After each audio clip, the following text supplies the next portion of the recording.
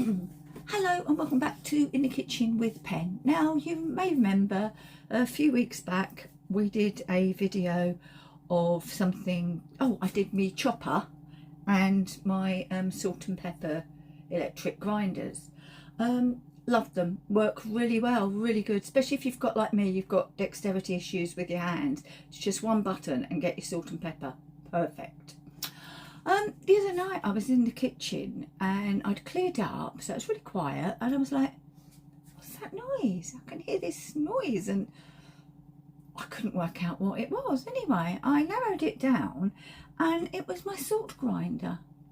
It was just going off. It was sat there as it always does, and it was going off, and it didn't stop. So I picked it up, pressed the button. No, that didn't work. Pressed the button again, it stopped. I thought, all good. Next thing I know, it's going off again. So I took it through to Steve and said, look, this is not working. Well, it is working, it's not stopping. Anyway, he couldn't sort it out either. So got onto Amazon, and even though we were past our 30 days, they said, no, send it back. There's something wrong with it. So the next day the postman came and picked it up. Quite handy, that, isn't it? So he came and picked it up, and we ordered new ones, and it was like, do I order the same again? Now bear in mind, the one that we bought for relatives from Temu is still working a treat. Funny that. Do we go for the same?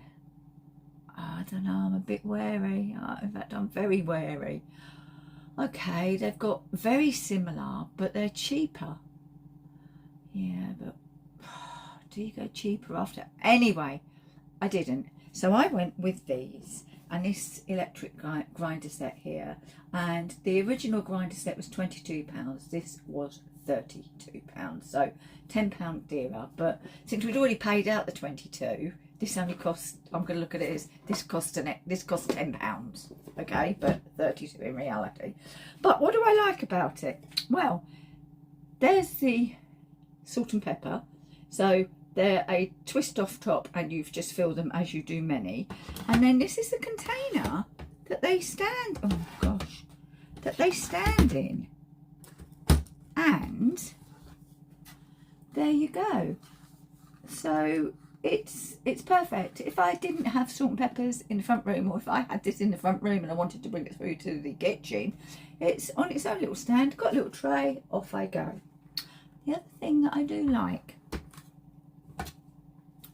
the other ones, if I wanted to change the grind, I had to get underneath. These I don't. Look, these are on here. So I figure, let's show you how they work. So this is the coarse grind, and I'm just going to go down each time, and it stops, so you're not going too far.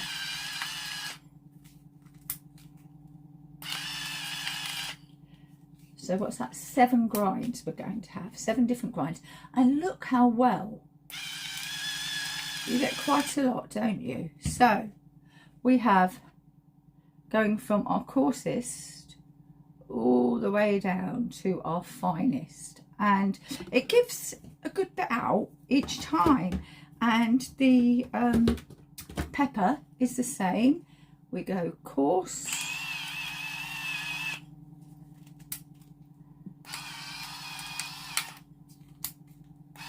so this is much better. So depending what I'm doing, I can change the grind really simply and really quickly. And this one comes out just as well.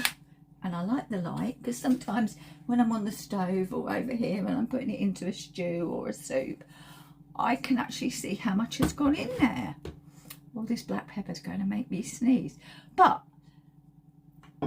I didn't want to have to buy new ones, but sadly the old one broke, so I had to. So if you're in the market for new salt and pepper grinders, these ones seem really good.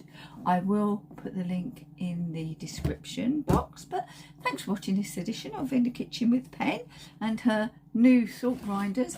Today's date is the 18th of February 2026.